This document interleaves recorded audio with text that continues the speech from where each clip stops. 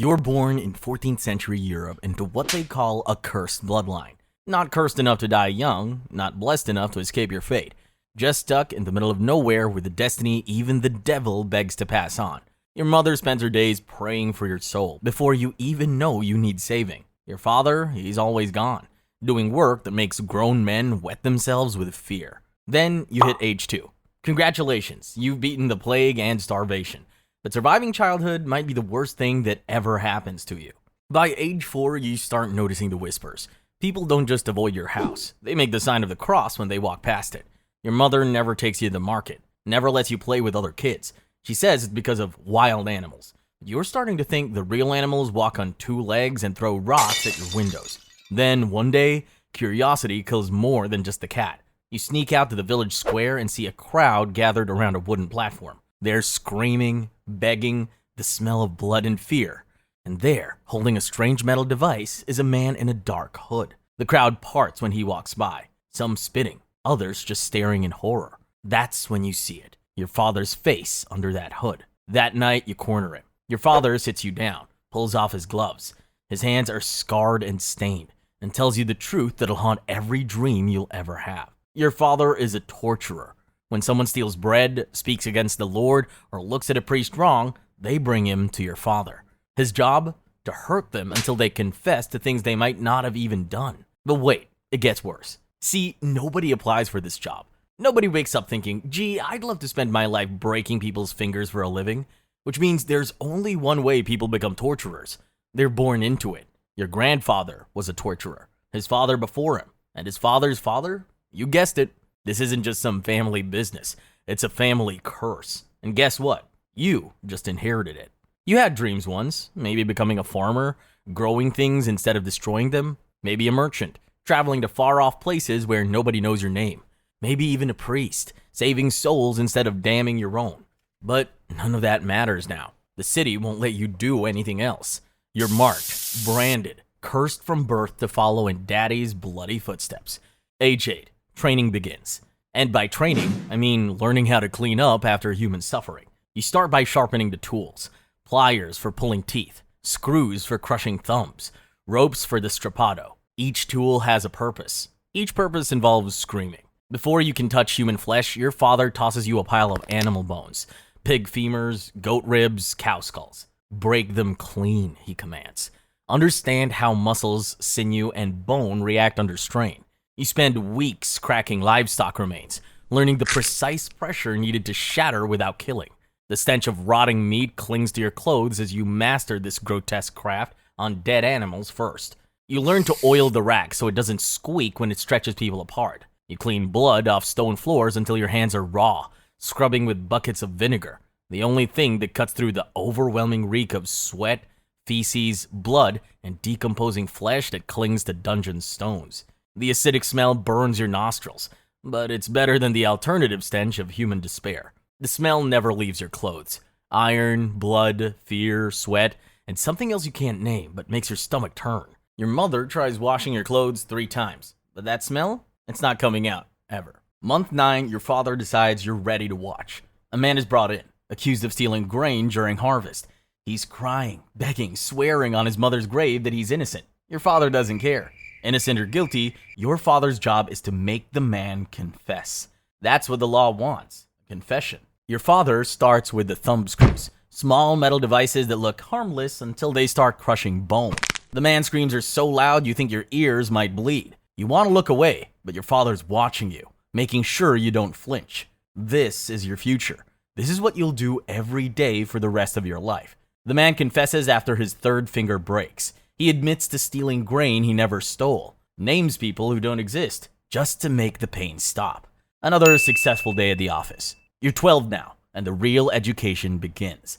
Your father hands you the pliers and points to a prisoner's mouth. Start with the back teeth, he says casually. They're easier to grip. You hesitate. The prisoner looks at you with desperate eyes. Your father's hand lands on your shoulder. Not gentle. Warning. You do it now, or I do it to you later, he whispers. But there's more to fear than just his wrath. Cross the church, harm the wrong noble, or let a prisoner die before confession and they'll burn us both alive, he adds grimly. You've heard the stories. Torturers who disobeyed orders or showed unauthorized cruelty found themselves on the same pyres they once prepared for heretics. Your first tooth extraction takes forever. Your hands shake. The prisoner passes out from the pain before you're halfway done. Your father shakes his head. Sloppy work. We'll practice until you get it right. And you do practice, on prisoner after prisoner, until pulling teeth becomes as natural as brushing your own. Age 15 brings anatomy lessons. You learn where to cut for maximum pain without killing. How long someone can hang before their shoulders pop out. How many turns of the rack it takes to make someone beg. You discover that fear is often more effective than pain. Sometimes just showing someone the tools makes them talk.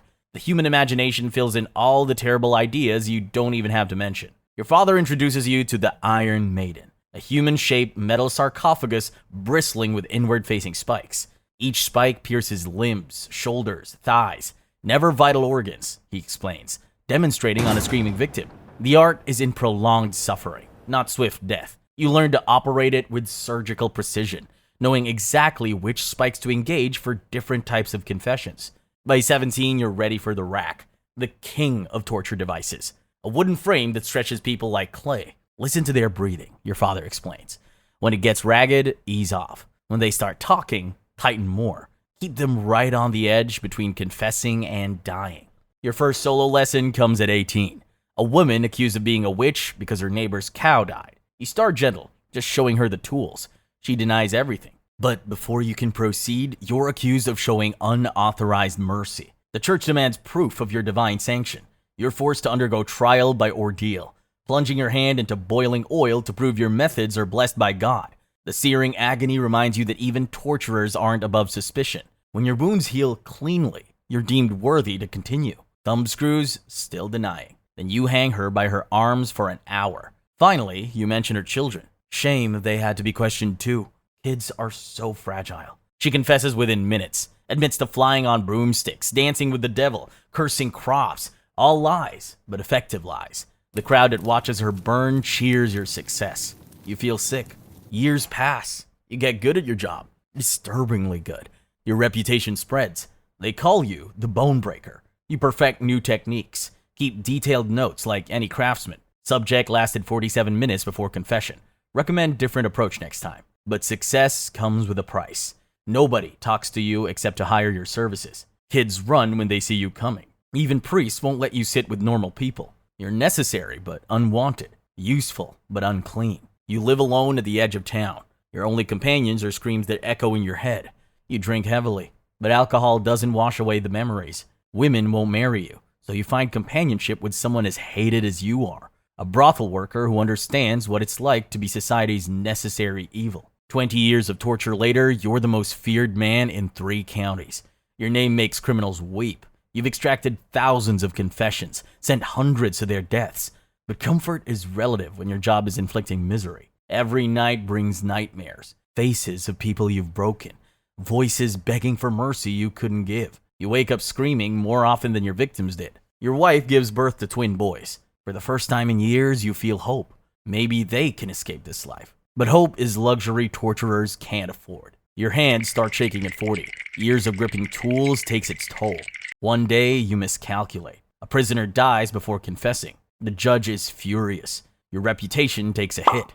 More mistakes follow. Word spreads that the great bone breaker is losing his touch. There's only one solution, and you hate it more than anything. You take your eldest son aside on his 13th birthday. "This is our family trade," you tell him, watching his face crumble. "I didn't choose it. My father didn't choose it, and neither will you. But if you're going to survive, you need to be better than I ever was." He cries. He begs. He tries to run away, but 3 days later, he's back, hungry and defeated. There's nowhere to run. The family curse follows you wherever you go. So you begin his training, just as your father trained you. You see in his eyes the same depth of innocence you felt all those years ago. The cycle continues. Your son learns the trade, masters the techniques, earns his own reputation. You retire to a corner of the house, hands too shaky to work. But retirement isn't freedom. It's just a different prison. You listen to screams from below, knowing your son is continuing the family tradition. Every cry reminds you this is your legacy, the curse you pass to another generation. You die at 52, which is old for someone in your profession. Most torturers don't live to see grandchildren. The stress, the drinking, the constant fear of revenge kills them young. But you've been lucky. if you can call any part of this life lucky. But even in your final years, there's no peace. Torturers are feared even in retirement. Villagers believe you're cursed, damned by your bloody trade. When your active service ends, you're quietly exiled to remote regions. Society's way of erasing the shame you represent. Few torturers receive pensions or land. Most are relocated far from civilization, or executed in secret to prevent their dark knowledge from spreading. Your sons bury you in the torturer's corner of the graveyard, far from decent folk, even in death. No priest says prayers over your grave. No mourners come to pay respects.